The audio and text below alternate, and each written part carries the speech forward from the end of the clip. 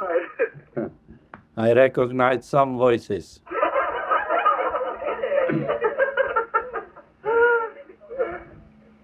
Go ahead.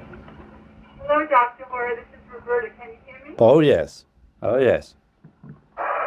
Hora, talking my marriage has now gone to divorce. Yes. I would like to know the existentially valid way of choosing a lawyer.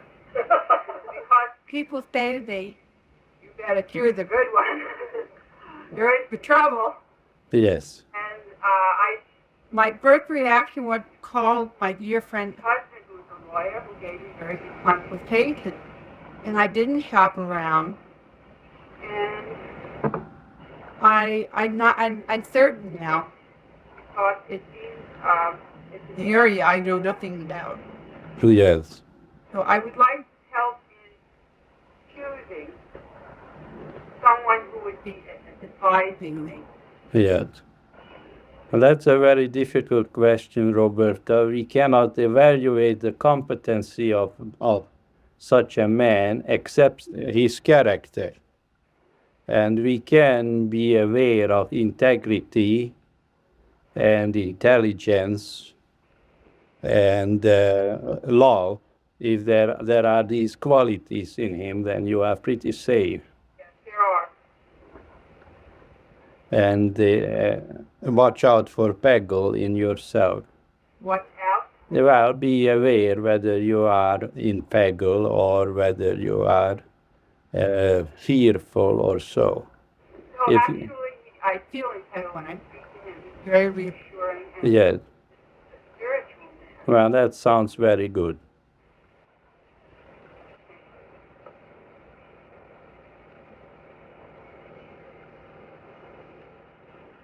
I guess another reason I'm concerned about my financial future. Yes. I told you that I'm going from good to better. But my husband has always controlled our money. I have absolutely no idea how much money we have. Uh-huh. He gets very angry. He is angry? He doesn't like to share information on what money we have. Yes. Literally not know. Yeah, well, a lawyer has a way of finding out. Oh. Okay. Thank you. You're welcome.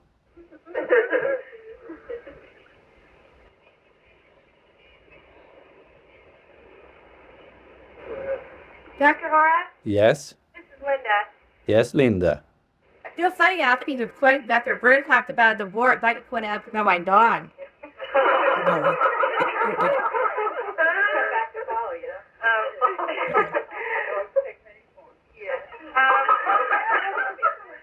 I have two Labrador retrievers and a German Shepherd. Is that so? I live in a house, so at least it's not an apartment. The two Labradors are no problem at all, but the German Shepherd is a real problem. And I want to talk to you spiritually about this because I have learned that animals are a reflection of the consciousness of the adults in their life, just like children are. That's right. Yeah, okay. What I have is a dog who had cost me a fortune in screens and windows and that sort of thing. The dogs used to all live in the house, but about 8 months ago, we kicked them all out and made them live in the backyard and in the garage because our house smelled like a dog house and there was hair everywhere. So, since then, the dog will do anything to get in the house. Yes. Yeah. You can't blame him, can you? No, as a matter of fact, I really can't. I really can see the point. It's much more comfortable in there. Though we've done everything to make it comfortable outside. Like they have access to the garage and we have rugs laid down so they can be comfortable and not have to lay on the hard cement. And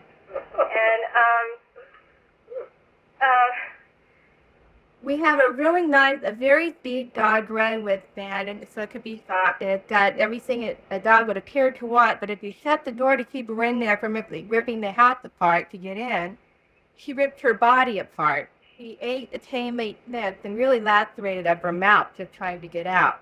And anyway, the dog always seems to be desperate, always wants to get wherever it can't go and leave himself upset. And if it's on the fence, it has no concept of park, and I could see it getting run over. And I don't know, the dog just doesn't seem to have any. Yeah, that's What was it? the dog doesn't seem to have any intelligence. Mhm. She just always seems to be unsettled and always wants to be someplace where she can't be. Yes. And what I've been thinking about was, I remember you talking about the meditation on right thing, right? Yes. And I thought, I had such a healing with that when I prayed about my boyfriend that way. I thought, what if I pray that the dog is here for God? Yes. Well, that How's that way? it couldn't hurt.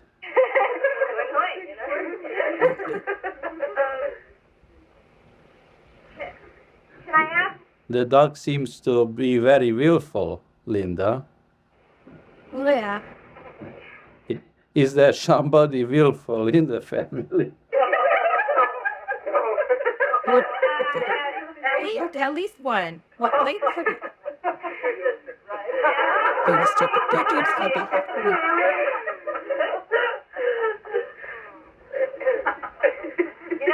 Dr. Hora, now you mention it, I've been accused of that before. Yes. I've also been accused of being a controller. Uh-huh. Oh. You see, pets and children are here for our edification.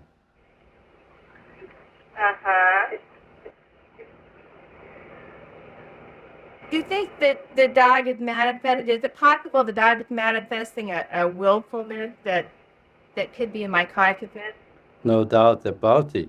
No doubt about it. Okay, So how are you going to heal yourself of it? I was going to ask you that. You see, the Bible says, first cast out the beam of thine own eye, and then shalt thou see how to help your dog.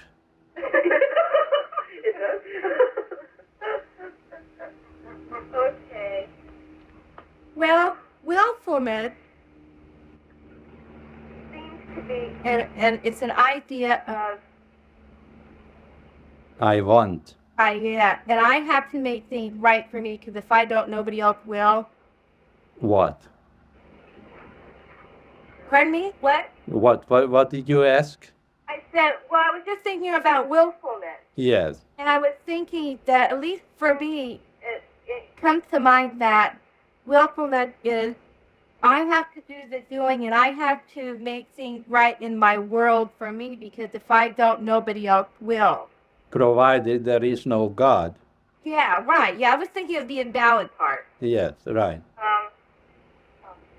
But if you learn to be here for God, then God will take charge of all your affairs. And there will be no willfulness and no suffering. Okay, thank you. You have a chapter called Who is in Control. Yes. But maybe I could work on that chapter. Yes, that's right. Okay, thank you very much, Dr. You're welcome, Linda. Dr. Hora, this is Debbie Nad. Yes, Debbie Nat. Hi. Dr. Hora, my sister and her husband have a beach house this summer for a couple of weeks, and I've been going back and forth and helping her babysit and so forth.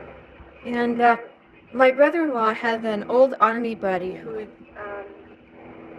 kind of appears to be a typical Vietnam vet, kind of an ex-drug addict, alcoholic. A little louder, please.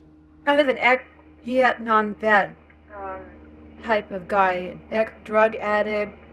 He's an alcoholic and kind of presents sort of a bad picture, although he tries to be nice.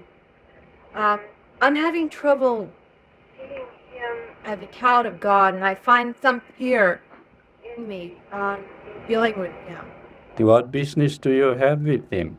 Well, sometimes he'll be in the house and everyone will be on the beach and I'll be babysitting with children and he'll sit in the living room and I'm afraid he's going to start drinking beer and stay there. I'm not sure of his behavior. What specifically are you afraid of? That he'll stay there, that he'll hang around. I guess I would sort of like him to go. I think that's because I sort of don't care toward him, and yet I try to see him as a child of God. Maybe I'm coming at it in the wrong way entirely. Well, it is not clear what your objections are. Is he molesting you? Is he threatening you? No. Nothing. He tries to be very nice. He does have a reputation for hanging around and getting drunk. Yeah. Now, well, what business is it of yours? None, I guess. No, none, I guess. Except I would like him to go, I think. So then what needs to be healed is your idea of having what you want and what you don't want. You don't want him around, and you want him to go, right? Yes, that's right. So he's not a problem. Your thoughts are a problem.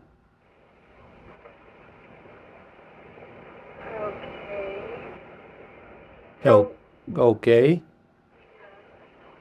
what do I need to see then that I could get over either wanting or not wanting the person? How do we get over wanting and not wanting anything?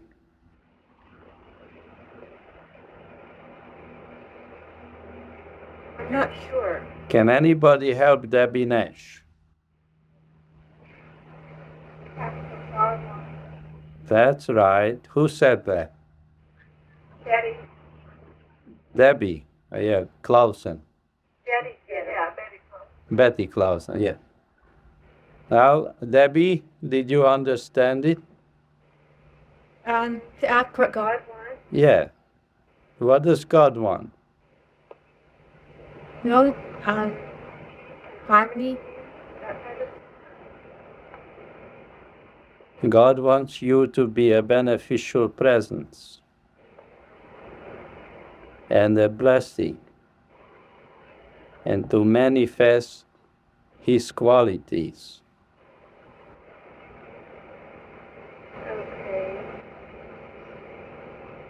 Okay, Dr. Hora, thank you. That's very helpful. I hope so.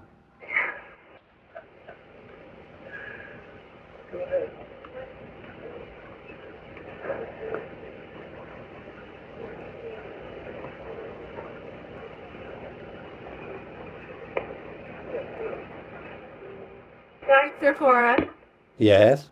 this is Carol Dalton. And Carol Dalton? yeah.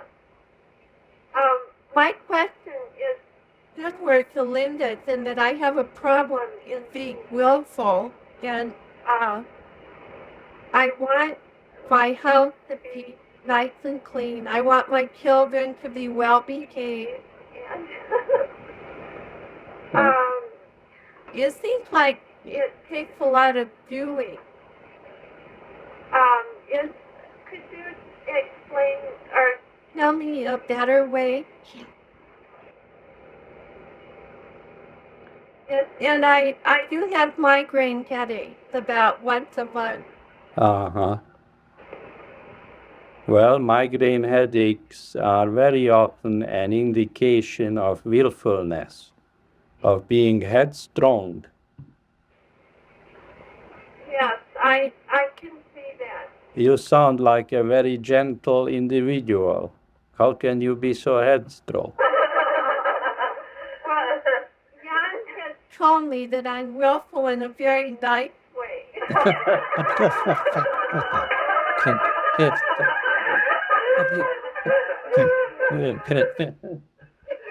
Well, that's terrific.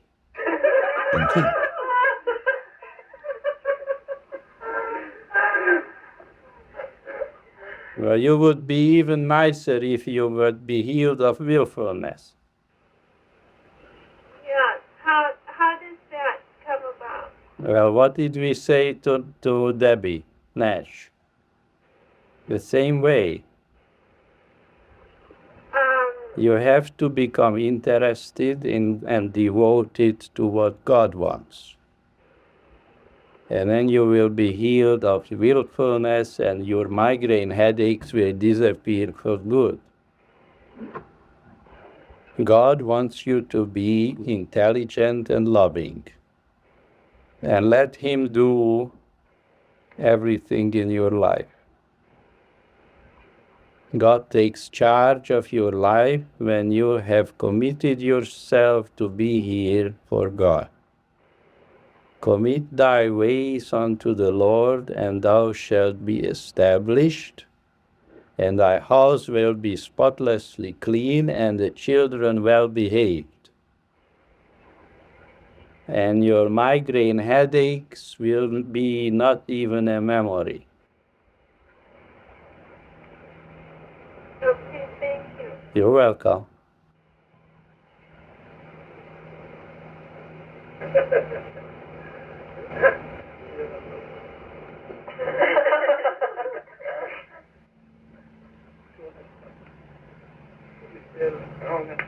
Dr. Hora?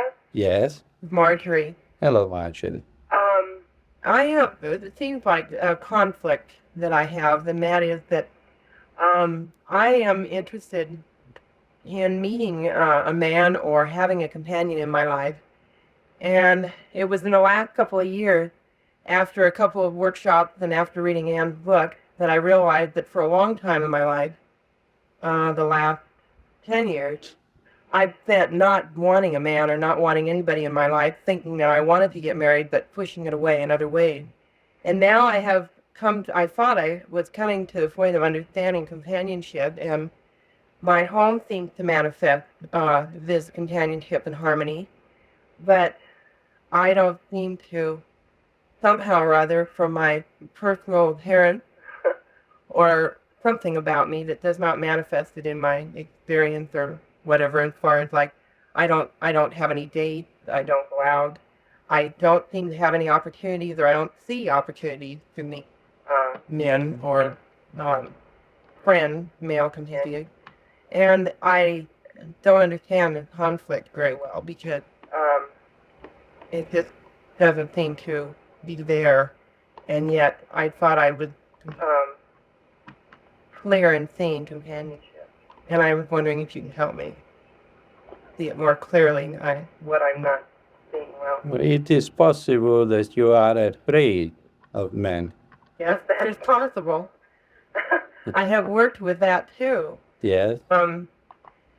Thinking that I'm afraid that they might get to know me and not like what they know.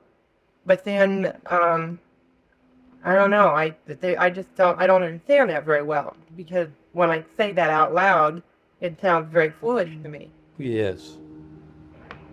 Well, perhaps you could try to become aware of your fantasies about men and what it is that you want from them. And then you will understand that what you are afraid of is not men, but your fantasies about men. And then, I have some ideas that I'm carrying that I'm fearful of. right, exactly. And of course, rightfully so, because if you have fantasies, and they have a tendency to turn into experiences. Yeah, that's right. You remember what we said about imaginations. Yes. Yes, and you know that nothing comes into experience uninvited. Yes. The way to be safe with people is not to fantasize about them, not to imagine anything, but endeavor to behold them as spiritual beings governed by divine love intelligence. So if I have expectations, that too is the fantasy. I know that I have some expectations I expect. Yeah, right. It's the same idea. Right. You're scaring yourself Right. with your fantasies. Yes, that's right.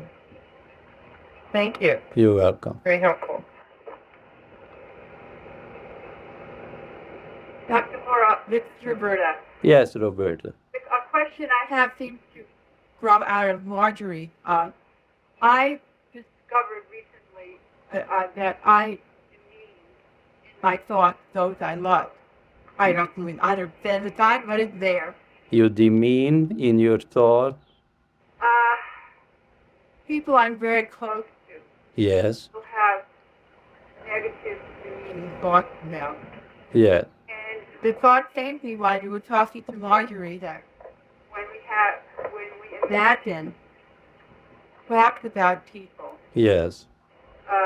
we are not on the right track. And it came to me that maybe demeaning thought is a form of imagination. Oh, yes. I don't see them 100% spiritual. Uh-huh. Yeah. Demeaning almost cocky in my doubt. Yeah. And I would like to understand that a little better. Well, of course, that is a dangerous thing to do because it ricochets back upon us. And then we will find that some other people important in our lives may have demeaning thoughts about us. Whatsoever a man soweth, that shall he also reap. And the seeds are thought seeds which we sow.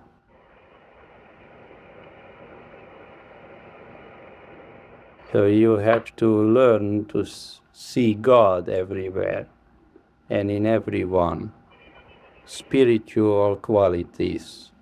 And don't speculate about people's shortcomings. Don't psychoanalyze people. Don't be a fault finder. Don't be an amateur psychologist. Be a meta-psychiatric beneficial consciousness. Tall order. A tall order? No, not if you consider the benefits and the blessings which can flow towards you from this mental discipline. One of the most devastating things in life is to be a psychologist, because psychology is a profession of fault finding. And if we make a habit of fault finding, this will always backfire upon us.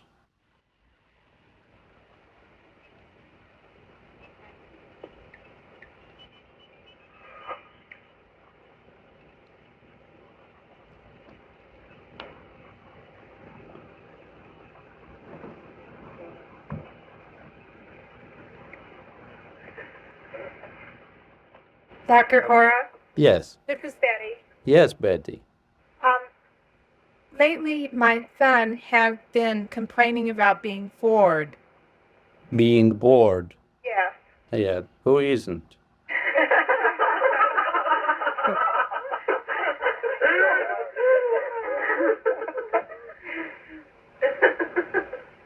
Especially at that age. Oh, is that normal? Well, what is the metapsychiatric definition of boredom? Does anybody know? A desire for excitement? That's correct. Right. Who said that? Fern. Who? Fern. Fern, yeah. Congratulations. I've been working, he's been, just about every word that comes out of his mouth is I'm bored, or I'm going to be bored, or I was bored. And I thought about, I've been seeking to see that he's not a child looking for excitement. Yeah. Whether he's expressing spiritual qualities. Yeah. And that he has the right idea of what to do. Yes. And I just wondered, I was wondering if maybe it was something that I was entertaining in my consciousness. He seems to be almost trying to convince me he's bored. Yes. Yes, well, do you have such thoughts about yourself, about your own life? I don't think my life is boring, but I think his life is. Well, that's the same. Well, the thing is, like, he does seem to be bored, and I can think of a lot of things that he could do, but I've been seeking to just let him be and let him find his own way rather than mapping out what I think would be good for him. But he doesn't seem to be able to get away from being bored. Yes. Well, in early childhood and teenagers suffer a great deal of boredom because their entire lives are filled with the ideas of excitement, and our culture values excitement, and everybody believes that happiness is to be found in exciting experiences. And it's inevitable. Well, you just don't take it seriously. How can we help our teenagers through the teenage years when it seems that they're just mostly seeking excitement? Well, you have to present a different model to them than the world presents them with. Okay. Thank you. You're welcome. I have one more question. All right. You gave us a principle of right seeing, Yes. and you said, that some of it might even discard our eyeglasses. Right. And the principle of right seeing seemed to go along with sight. And I was wondering if there is a principle of right listening or right hearing, or if it would be the same. The principle of right hearing is love, love and positive regard. Because if we are willing to pay attention to what we are being told or what people are saying to us, we are actually expressing love towards them. Interest and attentiveness is a way of manifesting love. And that, of course, makes it possible for us to hear not only words, but meanings too. And that is really good hearing, the spiritual hearing. Of course, all our faculties are really spiritual. So attentiveness is a very important mental discipline, which we must cultivate. Whenever you pay attention to what someone says, you are expressing love and positive regard towards that individual. It is very rare. When we are paying attention to them and we're listening to them, are we seeking to hear the spiritual truth coming out, or are we seeking to hear what they're really saying? We are seeking to understand them on all levels at the same time. Okay, thank you very much. You're welcome, Betty.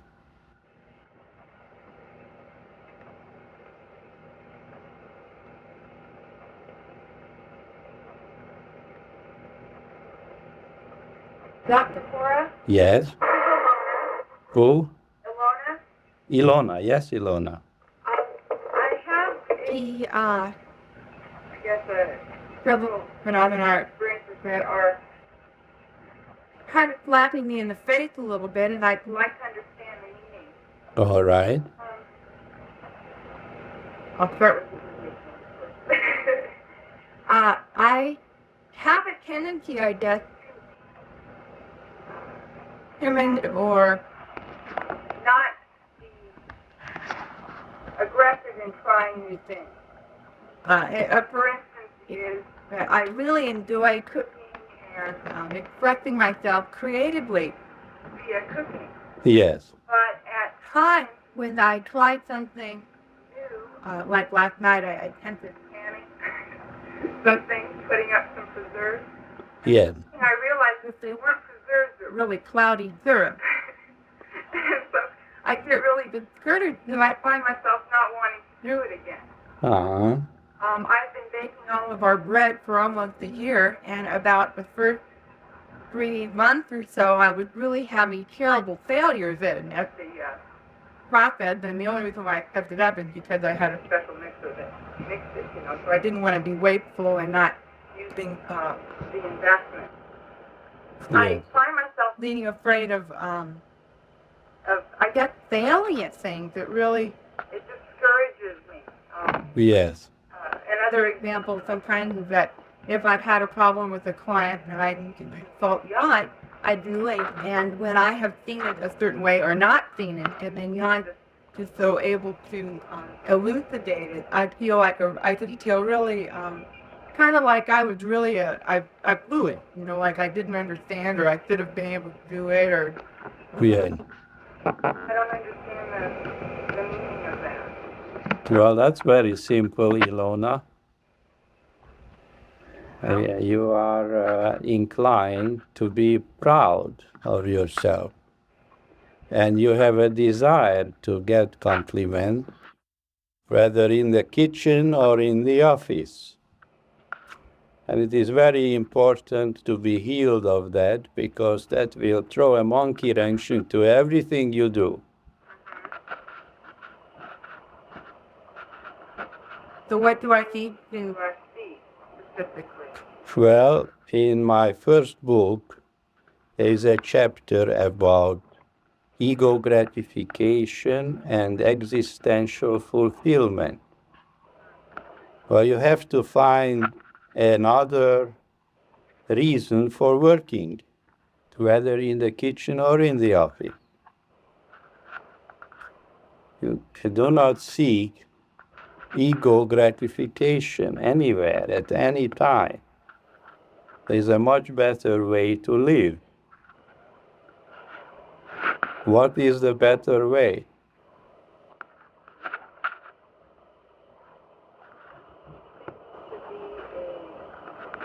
Spiritual and up to date around love and good.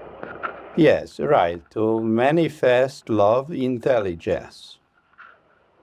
Whether it's baking bread or using a new machine or making preserves or working in your office as a therapist, you must be always be there for God. You are an instrument of God.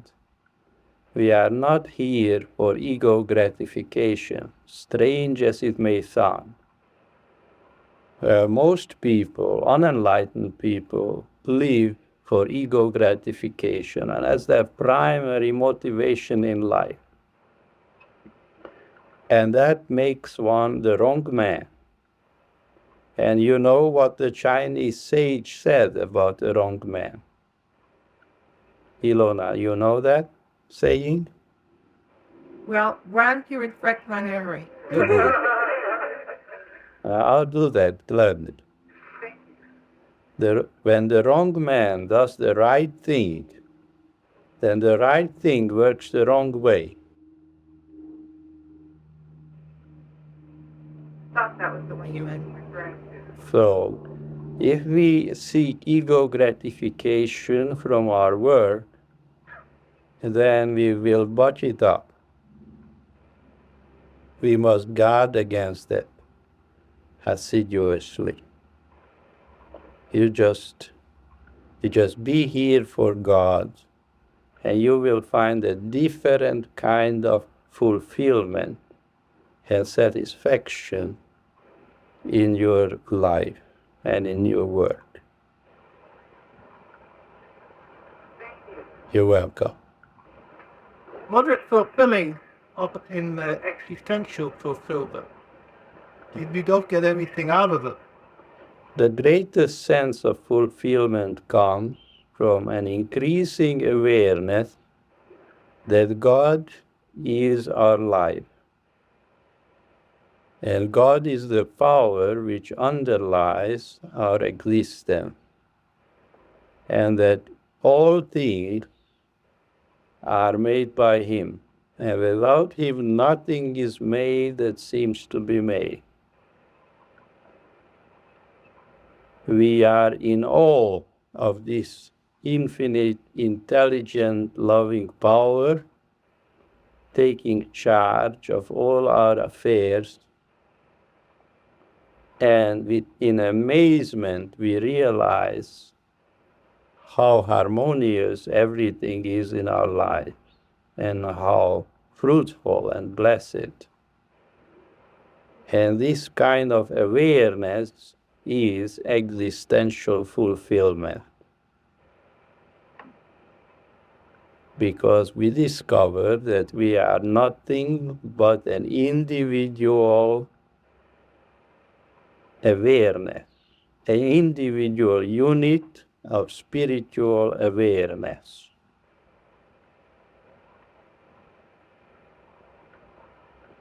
This is the ultimate beholding of infinite presence. To be able to watch God at work is ultimately fulfilling.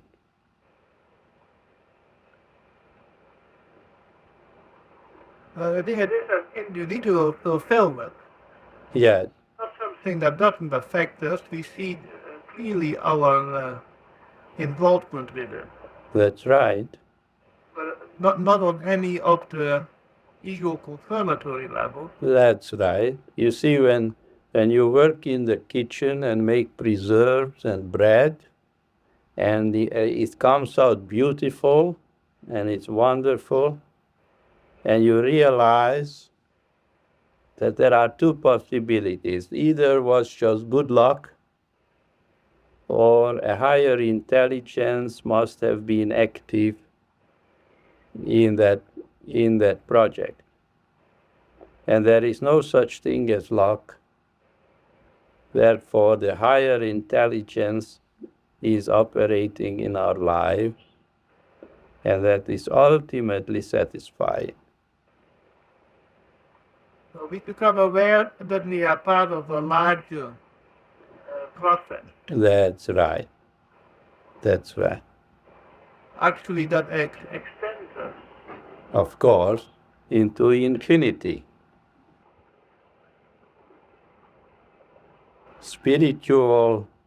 A spiritual individual consciousness is an infinite life within infinite mind.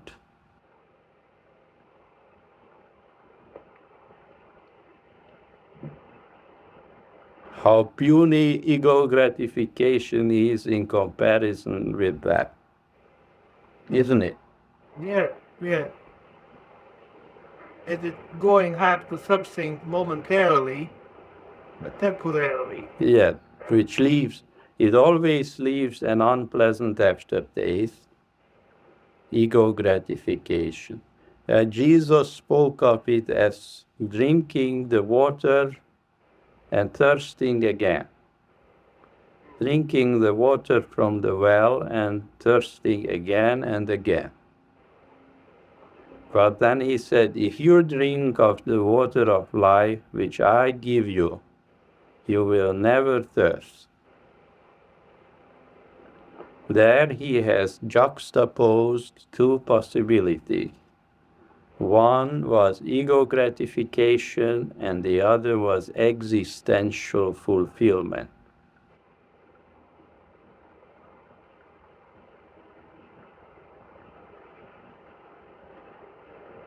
Maybe you could take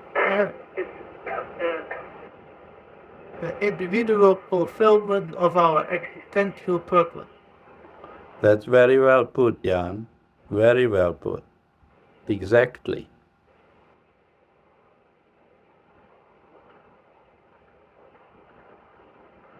I have to turn the tape. Okay. I heard you turn the tape. You did. That's right.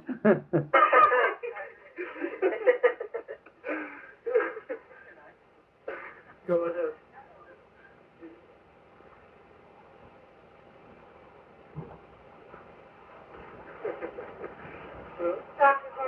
Yes? Ginny, yeah. I have been working for many, many years. Could you come a little closer? I have been working for many, many years on understanding that I am not the abused child. That you are not The abused Child. abused child yet? And it has manifested itself in creating a situation for me again at an office where it became very apparent that I needed to leave and knew that I was free to go at a certain level, but did not go. And I began working with the idea that where the Spirit of the Lord is, there is liberty. Yes. And it has become very fresh and clear to me that I am not the abused child and therefore trapped with no place to go, that I am God's child and therefore unlimited. Yes. That is very fresh with me now. And I see it very clearly. Yes. That I am now in a position of writing my resignation letter to hand to my the person to whom I report on Monday, and will soon be looking for the experience of being employed again. Yeah. I would like to know if you can give me some guidance in maintaining the clarity that I have, because distractions and old habit patterns sometimes are so familiar. Now look what you just said, Jeannie. You are going to look for the experience of being employed again. Yes. How does that sound to you? Very operational. No. Very, very passive. Pardon me? It sounds like you are ready for an experience of being abused. Could you phrase it in a more positive way? Instead of saying, I'm looking for the experience of being employed again, you could say something positive, different, the way a free spirit speaks, a spirit who is here for God.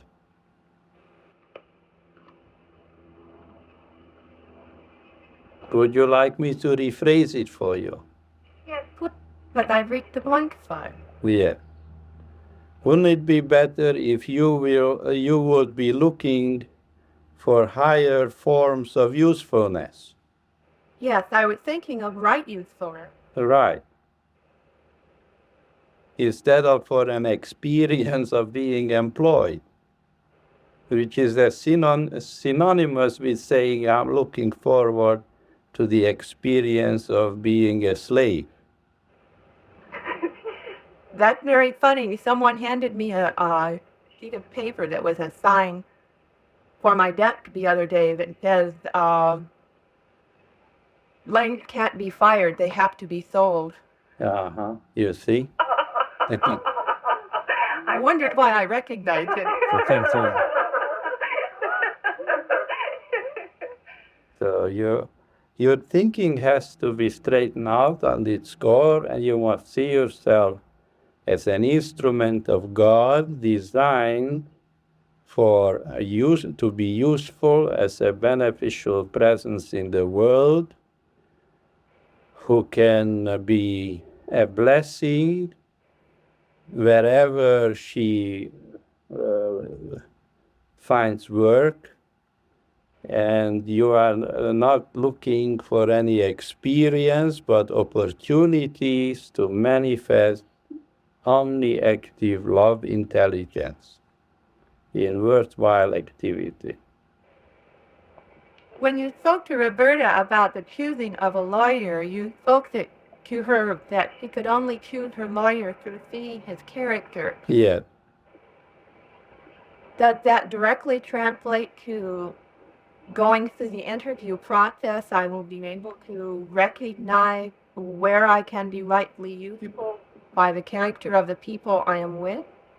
Well, once you have committed yourself and understood what it means to be here for God, then you will have nothing to worry about, because God will take charge of the opportunities. The right opportunities will open before you, where you will be able to express these qualities in a useful way, so as to be a beneficial presence in the world. So you don't have to analyze anybody, because you will be protected and opportunities will be presented to you, and you will respond to them intelligently and usefully with love. But you must stop thinking of yourself as an object and as sort of a merchandise or a slave. And don't look for experiences. Look for opportunities to respond to manifest needs in the world. And when we are enlightened, we are not looking for experiences. We are responsive to manifest needs. And when you seek work with this mental expectancy, then the right work will appear to you and you will be very much appreciated. When you said mental expectancy, were you talking about expecting to be Useful. Expecting to have opportunities to manifest love intelligence. The verse that followed that, where the Spirit of the Lord is, there is liberty, was almost impossible for me to memorize. And it says, "For we all, with unveiled face, beholding as in a mirror the glory of the Lord, become as that same image from glory to glory, even as by the Spirit of the Lord." Yes. And it had struck me that it was impossible to memorize until I became interested in seeing the meaning that it was offering to me. Yes. And what did you understand? I'm not sure I can put that in words yet, but there is a freedom that is allowing me to stay more clear than I have before with this idea of abuse. But it seems that the part about seeing in a mirror and becoming that glory is becoming that same image from glory unto glory is my beginning understanding perhaps of the unity. Yes, but it is convoluted language of St. Paul. What it really says that you will be here for God. If you are here for God, then your life is on an ascending path from good to better. And it's glorious. That's what it really says. That is the meaning of the passage. Thank you very much, Dr. Hora. This has been very helpful. You're welcome. Dr. Hora? Yeah. Bill? I'm having trouble with eating for excitement.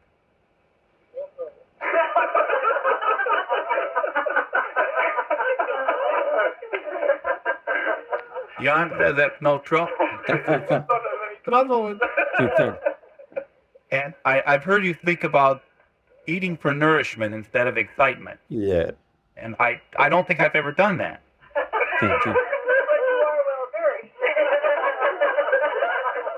Are you overweight? No, not. I could be very easily. Uh-huh. I think it's just my willfulness that keeps me away from it. I just will myself not to eat. eat, or to like if I go on a binge or something, I'll just realize and get scared and stop and then start again, and it's just been a continual up and down thing. Yes. And I don't understand the idea of eating for nourishment. It doesn't. It's like my body doesn't respond to, or want to respond to being full, or when it's time to quit, or what does it need? What does it need to eat? Yeah. I just speak of what would I like to taste. Yeah. Well, you would have to find something better in life than eating for entertainment and for self-confirmatory purposes. It is like the itching, scratching your nose. And the nose is itching and you scratch it. Now your stomach is itching, your palate is itching, and you keep gratifying it with food. So it is just being stuck on a certain form of self-confirmatory ideation. I have a full stomach, therefore I am. I am really living now because I am eating. Now, if you would have something better in life, then this would be, you would lose interest in this form of entertainment. What could be better than eating? Remember, I have a group, what could be better than orgasm?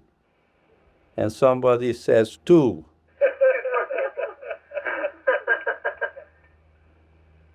What could be better than eating? Well, I'm sure PAGL would be better than eating. That's right. That's right.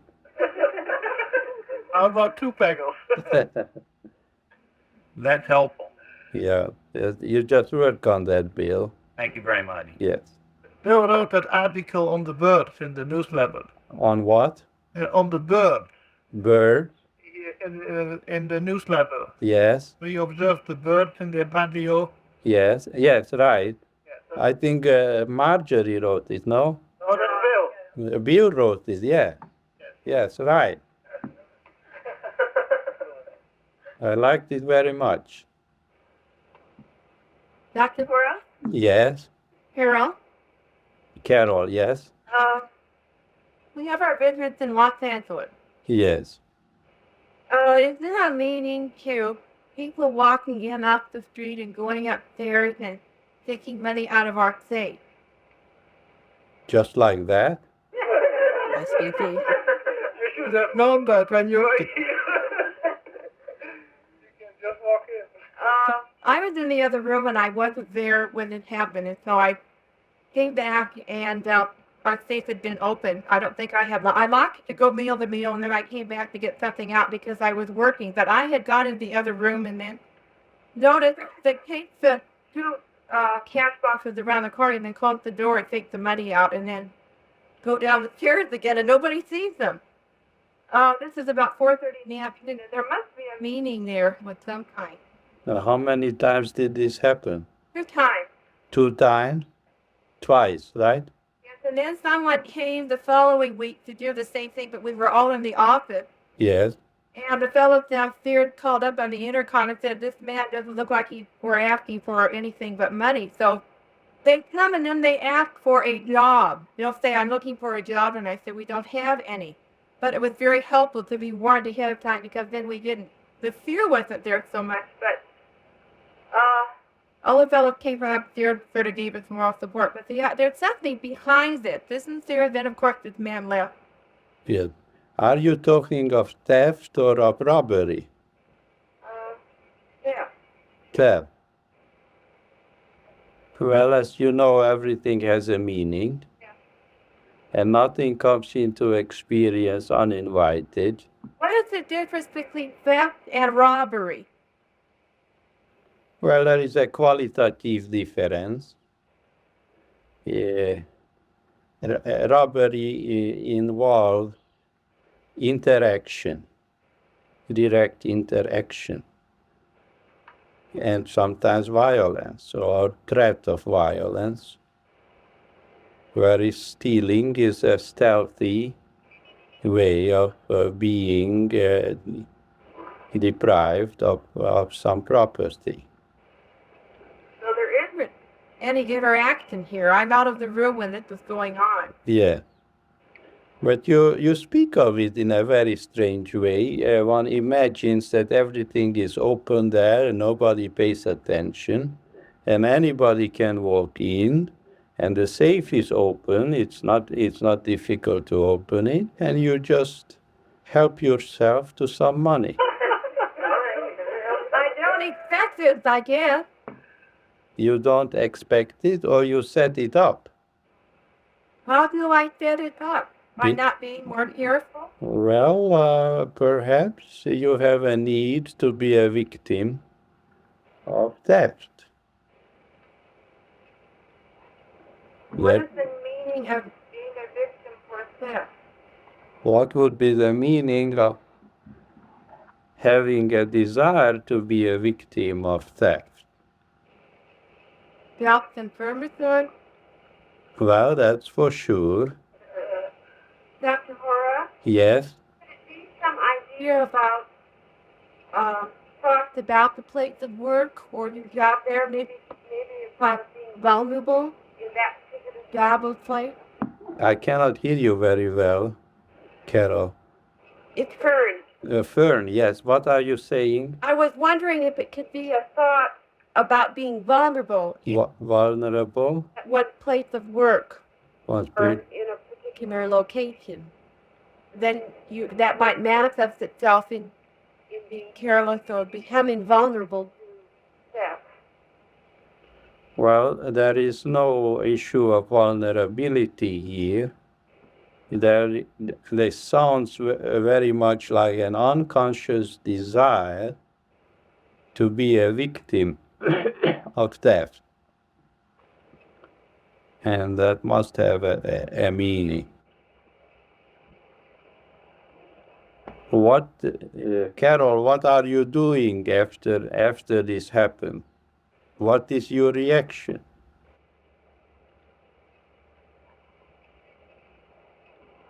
My first reaction was it happened again. It happened again. The first time it Yeah. happened was 3 o'clock in the morning when they had to bring the workers in to make some ink and Make some what? manufacture printing ink. Yes.